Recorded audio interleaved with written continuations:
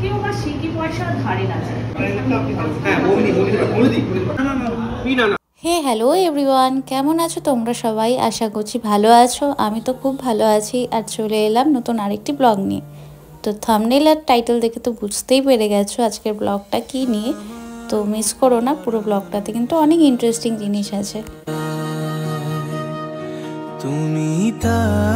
তো সেদিন আমাদের হসপিটালে একজন ডক্টর, যিনি MBBS থেকে এখন MDতে চান্স পেয়ে গেছেন, তো স্যার চলে যাচ্ছেন কলকাতায় পড়াশোনা করতে। তো স্যার সেই খুশিতেই আমাদেরকে ট্রিট দিয়েছিলেন। আর আমরা স্যারের জন্য একটা ছোট্ট অনুষ্ঠান আয়োজন করেছিলাম ফেয়ারওয়েল সেরিমনি উপলক্ষে। তো সেটাই এই ব্লগে আছে, তো দেখতে থাকো প্রোগ্রামগুলো।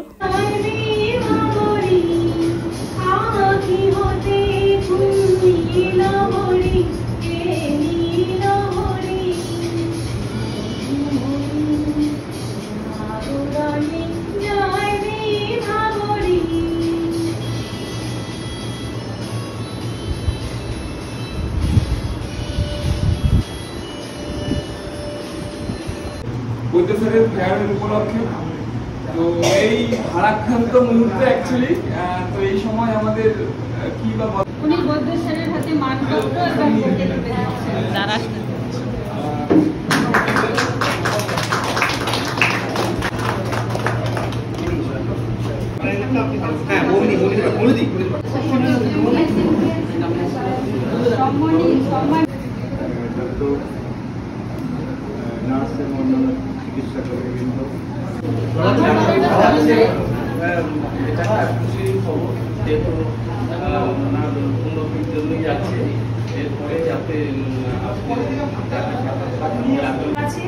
কেউ বা সিকি পয়সা ধারে না যায়।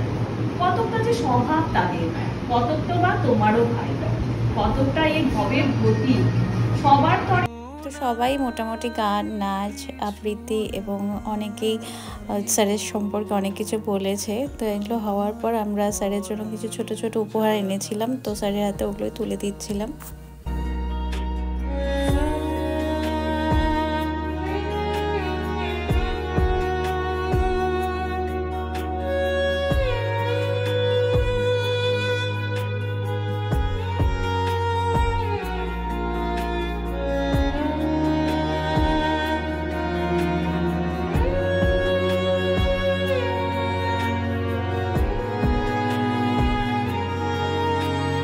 এরপর আর কি অনুষ্ঠান শেষে বসে গেলাম খেতে।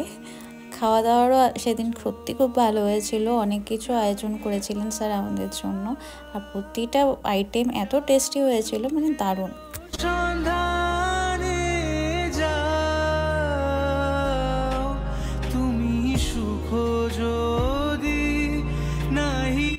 তো ছোট্ট করে বলে দিই সেদিন কী কী খাবারে ছিল। ভাত, ডাল, তারপর ভাজা ছিল, এঁচোড় চিংড়ি, মাছ, তারপর ছিল মাটন।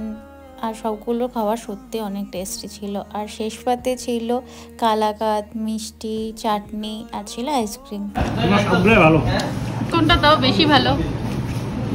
সব থেকে ভালো সারের মানসিকতা। ওটা খাবারের মধ্যে ছিল না তো। আপনি বলেন দিদিমণি, বিয়ে বাড়ি ফেল করবে। সত্যি খাবার খুব টেস্টি ছিল।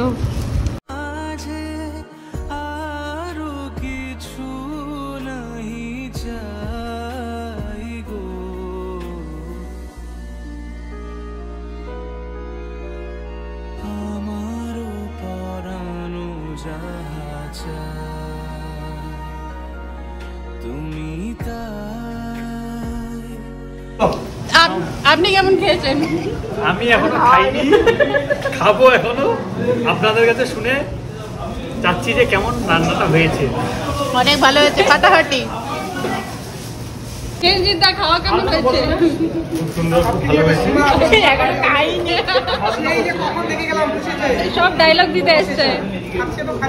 এগুলা ভিডিও করতে হয়। সবার যত মত আছে এই টেবিলে এসে প্রকাশ করে যান।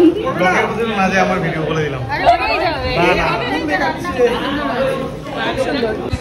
রান্না বান্না এত ভালো হয়েছে যে সবার ডায়লগ বেরোচ্ছে, আর আমরা এখান থেকে উঠতেই চাইছি না, এত সুন্দর রান্না বান্না হয়েছে। সত্যি খাওয়া হয়ে গেছে, তা বসে গেছি।